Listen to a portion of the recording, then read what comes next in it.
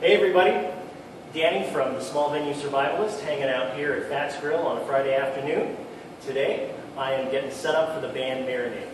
Marinade is a killer band. You should totally check them out if you're in Salt Lake or if they come rolling through your town on tour. The setup for Marinade is different from most other bands, and this is really a cool thing because it's the non-standard setups that kind of stretch you a little bit, let you learn new things, and also let you expand your bag of tricks. So, I'll have some things to talk about in a minute after I've moved some bits and pieces around. Catch you in a second.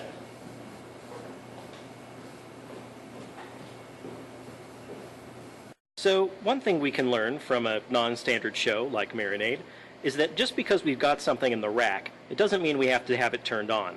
So, in this case, the top amp, the SPA-850, is the subwoofer amplifier for the drumfill.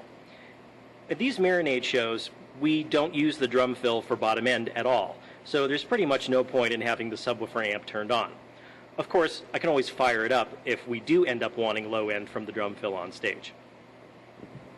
Another thing that we can learn from a Marinade show is that just because a piece of the setup is used for one thing most of the time, it doesn't mean it necessarily has to be used for that thing all the time.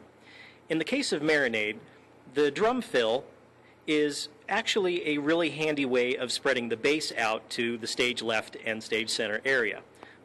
Over here, drum world and Jimmy Lauscher's guitar world.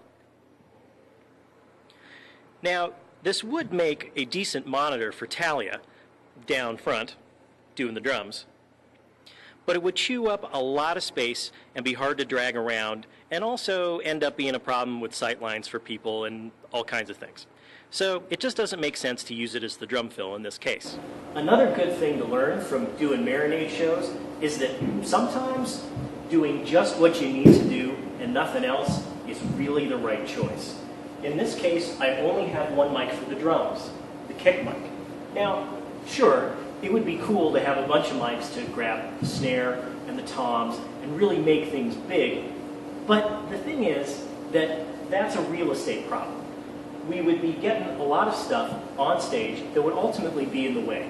And here's the thing, Talia is a great player and she has a great tone, so there isn't really a huge need to add a bunch of sound to what she's doing. The other thing too is that she plays down center, and so it's going to be plenty loud for everybody.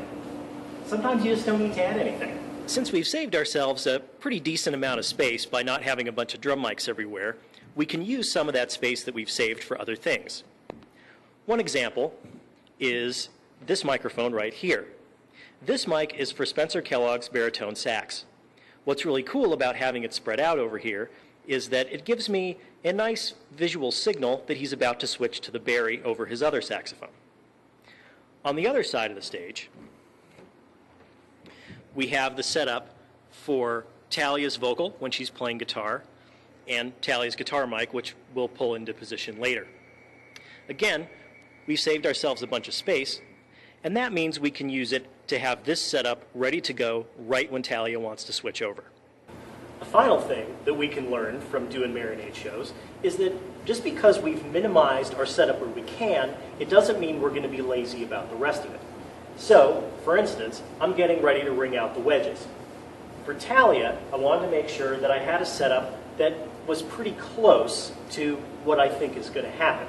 Now, sure, this isn't exact, but this is way better than just kind of getting some, half-hearted bass line. We might as well get close and do our homework. Well, folks, that's it for this video. Hope you got something out of it, and I hope you'll visit smallvenuesurvivalist.com, and also, I hope you'll visit Fats Grill and Sugar House on the weekends if you're in the area. Cheers!